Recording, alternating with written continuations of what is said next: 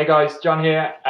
Just put this presentation together all about training. We always want to get the most out of our training every time we step in the gym and make the time of our the best time we can possible whilst we're in there. We got a limited amount of time that we can train. We're all very busy. So as I said, we want to make the best of it. Okay, so I thought put this together and this is going to hopefully make sure put your mind at rest that you're getting the most out of your training. So maximizing your time in the gym, the question is, are we training at the optimal intensity to produce results? Now you must remember that training is very specific to the individual. So some things in here that I'm going to go through may not necessarily feel like they have a place for you yet in your training, but they may do in time, or you may be at a point with your training where you feel that you need a little bit more focus and you could do with a little bit more structure to make sure that each week you're doing a little bit more and you have the understanding, more importantly, of how to push those sessions further to get more out of them so we can continue to take your physique to the next level. So there are a few things to consider. I went through a few of them just. This will be very specific to the individual, okay? So take it with a pinch of salt and you can have conversations with your coach if need be. Training history. So what kinds of training are you coming from? Are you coming from a solely cardio-based training platform into a resistance based with ourselves? Then you will be at a very start point and you may not need too much of this stuff. You may be still in the process of getting used to taking your body through particular movements and exercises. Or have you been doing resistance-based training for some years and you're just looking for that next level, that next step? Training age, so how long you've been training for. This is going to have an effect on what you can implement and on what stage you're at with your training. Past or current injuries. So if you're recovering from injuries, you may be at a point where you need to just do what you can whilst rehabilitating from that particular injury. And obviously recovery. We don't want people crawling through their weeks. We want people to be able to feel like they've been to the gym, they've been successful in the gym, but also be able to get on with the rest of their week. So what does it take to build muscle? This is very, very important. We need to always come back to this. And if we can keep our thought process around this, then this is always going to look after us. If we're implementing these things, we're going to make sure that we do make progress. So first of all, time. Okay. Now, most people, when they start working with us, they'll see this big shift. Body fat percentage comes down and they'll start looking different in the mirror. They look like they are packing on muscle. And yes, you may be getting some muscle tissue through those early stages, but it's an effect of one, losing that body fat to reveal that muscle mass that you already have, and obviously that little amount that you are building once you are resistance-based training. Once you start to then put muscle on and come out of a deficit phase, so you've lost a significant amount of body fat and now you're trying to put on muscle mass, this takes time. Okay, it's a steady, slow, steady process. You're not just going to pack on muscle, so it takes time. Supportive nutritional protocol. Doesn't matter how much you're smashing the gym, if you're not being supported by your nutrition and you're not in just a little bit of a surplus, obviously we don't want to get fat, but if you're not in that surplus, it's going to be very, very difficult anyway for you to put muscle on. So a supportive nutritional protocol is important. Progressive overload, we go on about this all the time. Can we progress? And I'll go into more detail, your options of how you can do that on a week-to-week basis. Adequate rest and recovery. It's not all about the push, push, push. Sometimes we need to rest and recover. Well, we always need to make sure that we're resting and recovering adequately so we can then go again. Sustainable lifestyle and training programs. So yes, gym is important, but it's just one cog. We need all those other things in line to make sure that we are supporting our gym performance. We're sleeping well, we're resting well, we have good relationships with the immediate people around us. Those are really important things that are going to help us to build muscle. So what to consider? Intention. We need to be going into the gym with the intent to do better than before. Okay, and I know that can be very difficult sometimes, particularly after a long day at work, stressful week.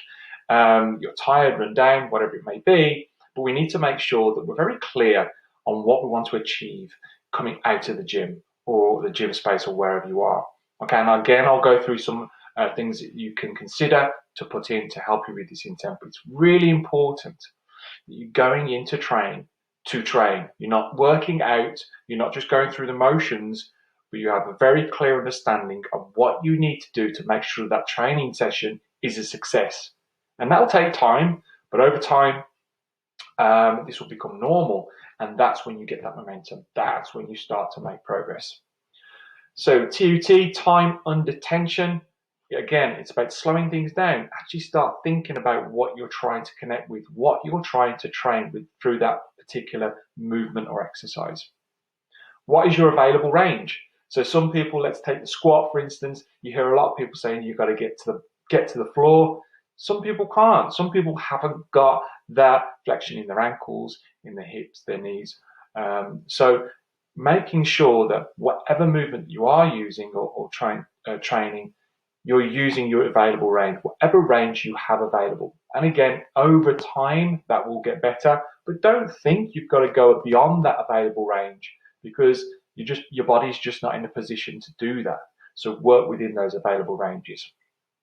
Contractions, so making sure you're trying to contract working muscles. Can you feel that working muscle contracting? And yes, some exercises are more difficult than others. Easier ones are bicep. We can all contract and squeeze our bicep, contract your tricep. A lot of people can extend their knee and contract their quad. But try and connect with every movement that you're trying to train and go through. And some will take more time than others. But slowing things down and actually thinking what you're trying to train is really important. And then the volume. How many times are you taking that working muscle through a working set across the week? Okay, so again, it's going to be something I'm going to go into again, but working a muscle group on multiple days is going to allow you to get more volume in if you're ready for that. And again, that comes down to the person, the individual. So those are, again, some things to consider to get more out of your training, to make sure you're training with intent and at the right level. Time under tension, your available range, contraction, and volume. So let's look at volume. So smaller muscle groups, and again, this is going to be specific to the individual. Things like biceps, triceps, abs, calves, delts. You're going to want to look at working them between 8 and 10 working sets across the week. Okay, so we're not saying you've got to get 12 working sets or 10 working sets on your triceps in one session. That's going to be a lot. You're not going to be able to recover. You're probably going to get a lot of junk training in there. They're not going to be quality. So spreading them out over 2 sessions will be a lot easier, be able to recover more and get more out of those working sets. Now, some people may need more 12 working sets. That higher rep range depends on the individual, genetics, their training history, their ability to recover. Okay, we all have different volumes that we're going to work towards. With that in mind, even calves and delts, in the past have been going towards even the kind of 15 working rep range sets, should I say, across the week. But again, it depends on the individual. Okay, larger muscle groups now, such as your quads, your hamstrings, chest, back, anything between 12 to 15, possibly up to 20 for certain individuals. But again, it's about finding that volume that sits well with you. That gives you a general idea. And now we'll look at how you know when you've hit your ideal volume. So finding your MRV, your maximum recoverable volume. So find the amount of sets you're able to recover from. Now, yes, we want you coming out the gym feeling like I've trained, and that 24 to 48 hours post-training, you can feel that working muscle, that trained muscle. It feels achy. You want to stretch it out.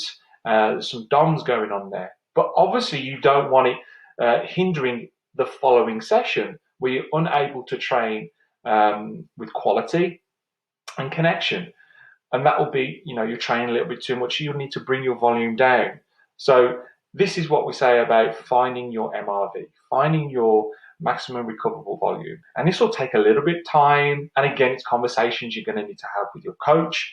And as you progress and train more, your MRV will probably raise up a little bit more. Okay. But yeah, we want you aching.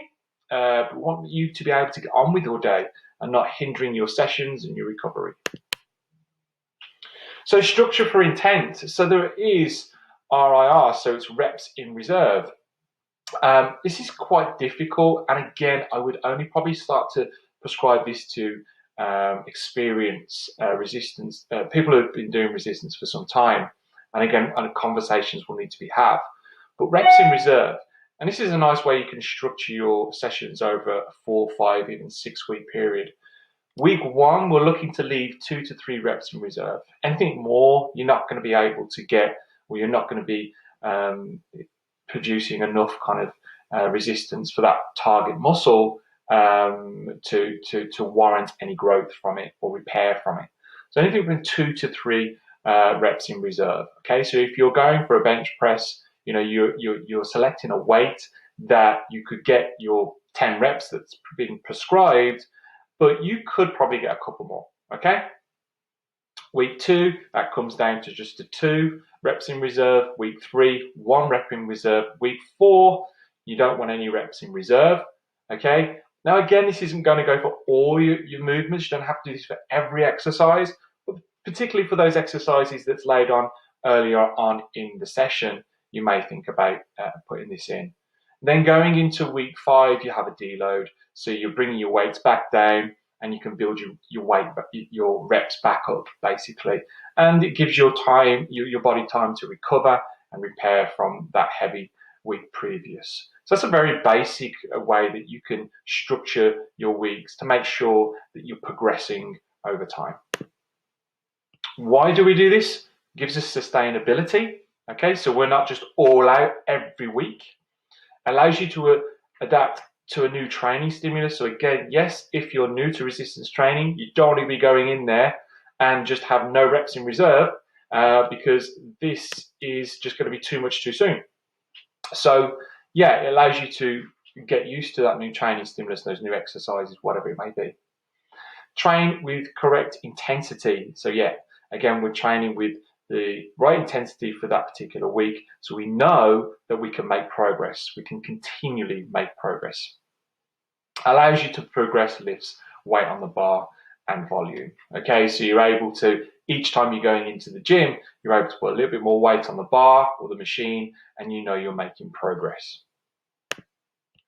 So the objectives, train with correct intensity and intent. Give you some ideas there how to do that.